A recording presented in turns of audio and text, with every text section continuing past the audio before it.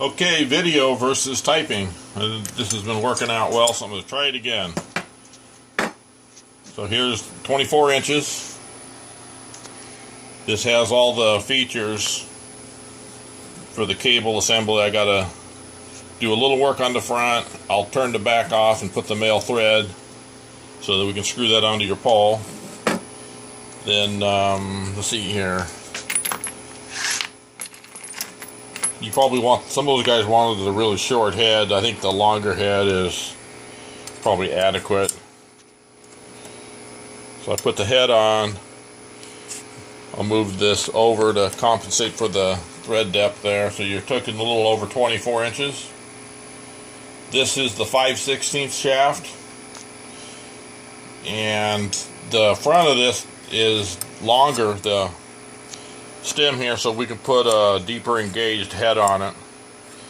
And that's what I was making quite a while ago, and then we trended towards these lower depth ones.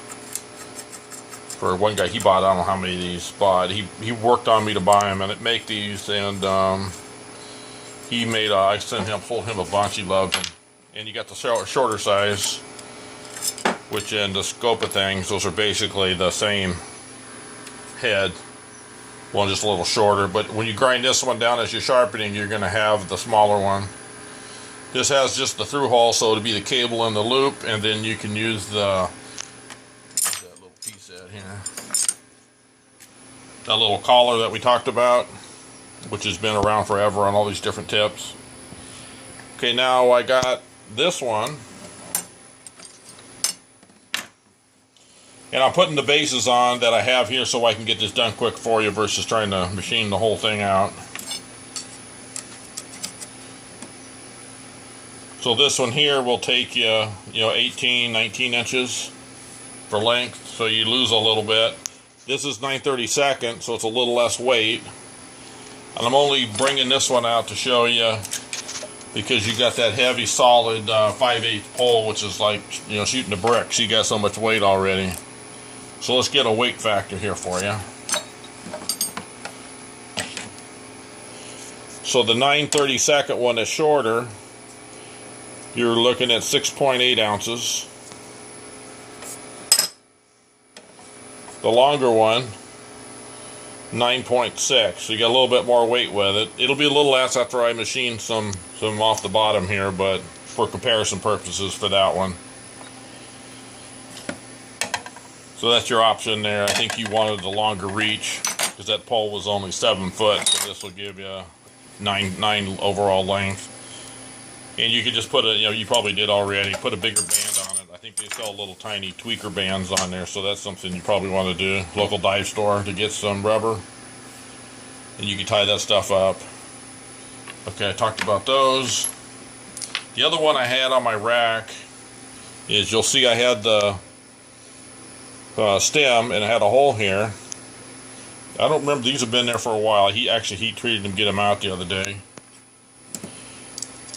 And you can put a head on here. You go through it, use the same cable retainer and tie it off here, so when the fish pulls off the head, you're coming off the tip. The base of this one is 5/16/24, so that'll screw into your tip. I don't know if you put a relief in the front, so this will go all the way to the bottom. You're like, oh, what the hell is he talking about? If you look into that hole, I'll hold it steady, you'll see the 5/16 thread. They're down in the inside the socket. There's a bore on the top. That way got a piece here to do that. So when I put it together, after I seat the threads all in, it goes into the bore, and then it screws in, and I get this flat surface against the bore surface for your strength factor. That's pretty typical to do, but knowing your pole, I doubt it's done. If he did it deeper enough, I just don't know the front of your pole, so I'll ignore the name on the video since other people might be watching it. So you could do that with this one. And then your extra line on the end You can go back here and you can use a different piece of rubber to hold the line so it doesn't fall off the end for your tensioner. So those guys like putting it on these guys here for putting on a spear gun. I think I can send you, I think I got a link to this for you to see. Where they'll take the line and run it into the rubbers, into the bands of the spear gun, or you'll take a piece of rubber, you'll cut this off for your tensioner, and you make a little tail on it. I got it on my do-it-yourselfer site. There's a picture of that, and maybe I should make a video doing that.